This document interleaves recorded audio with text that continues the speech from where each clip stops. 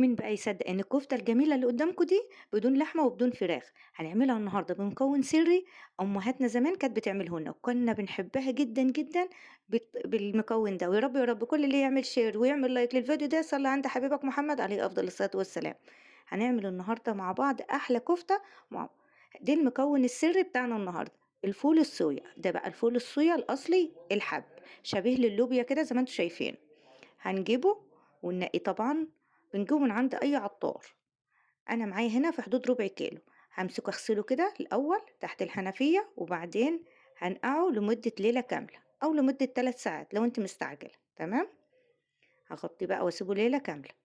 دي تاني يوم الصبح بدأ كده نقشّره، اتنفش معانا كده زي ما أنتم شايفين، الحباية كبرت ونفشت كده زي ما أنتم شايفينها كده، هنبدأ بقى نقشّره، عشان القشرة دي لو فرمناها مع الرز وبقية الحاجة المكونات هتعمل عندنا انتفاخ في القولون، تمام، وهتبقى صعبة الهضم. هاخلّص بقى كل الكمية تقشير زي ما إحنا شايفين كده، وأرجع لكم تاني، تمام. هنا بعد ما خلّصت كلّه تقشير، هنا القشر لوحده الفول الصويا لوحده، هنا معايا كيلو من الرز المغسول ومتصفي كويس، عليه 5، 6 فصوص توم كده مكلبظين، حبّاية بطاطس وسط، 4 بصلات وسط، قرنين من الشطة حار، لو أنتِ مش حابة الحاجة حارة ممكن يبقوا استبدلوهم بفلفل، تمام، وأقطّع بقى الشطة والحاجة كده زي ما أنتم شايفين، حزمتين من الشبت والكزبرة، معلقة من كل من الفلفل الأسمر، الكمون، الكزبرة، بهارات الكفتة والملح والبابريكا، تمام، ونزلت بقى بالفول وأقلب بقى كل المكونات بتاعتنا هنا مع بعض. هاخدها بقى عشان نفرمها، دي كان قرن فلفل أحمر حبيت أحط يدّي معايا لون وكده ويدّي طعم كمان. هابدأ بقى أفرمها، لو مش عندِك المفرمة هتفرميها عند الجزار، تمام، هنا بقى طلعت طبعًا سايبة سيكة.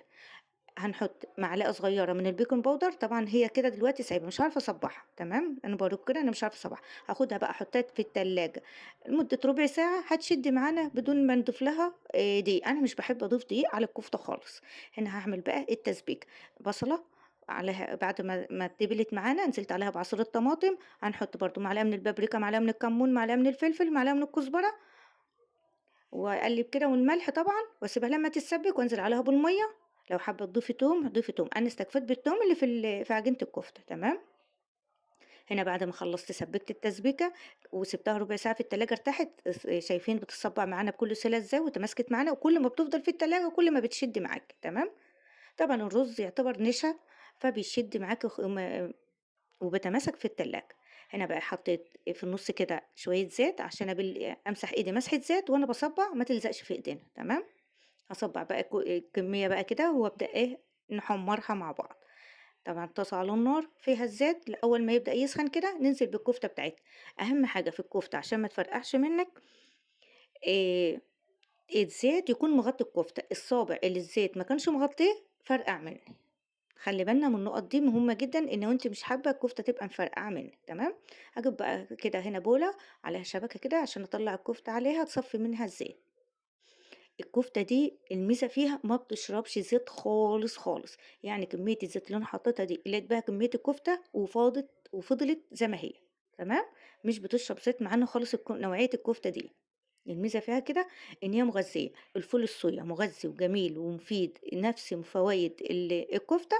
وكمان إحنا مش هناكلها كل يوم عشان تقولوا الفول الصويا مضر، ده إحنا بنعملها مرة في الشهر، كل شهرين 3 مرة، فبتبقى فيش بقى تسلم إيدِك يا مرمر، شايفين بقى بعد القلية طالعة مفرغة إزاي من جوه وهشة وجميلة، فيش بقى تسلم إيدِك يا مرمر، وصفتنا راسها كام من 10. هنا بعد التسبيكة بتاعتنا والمَيّة اللي إحنا ضفناها لما غلت، هننزل بالكفتة تاخد غلوتين 2 ونطفي، هتكمل تسوية بعد الطفي وعشان ما تفرطش أو تسيب منِّك في الصلصة، تمام؟ وصفتنا النهارده تستاهل كام من 10، ما تنسوش تصلّوا على النبي في التعليقات عشان أكسب صواب أنا وأنتم، وما تنسوش اللايك للفيديو عشان يوصل لناس تانية تستفاد منه. السلام عليكم ورحمة الله وبركاته.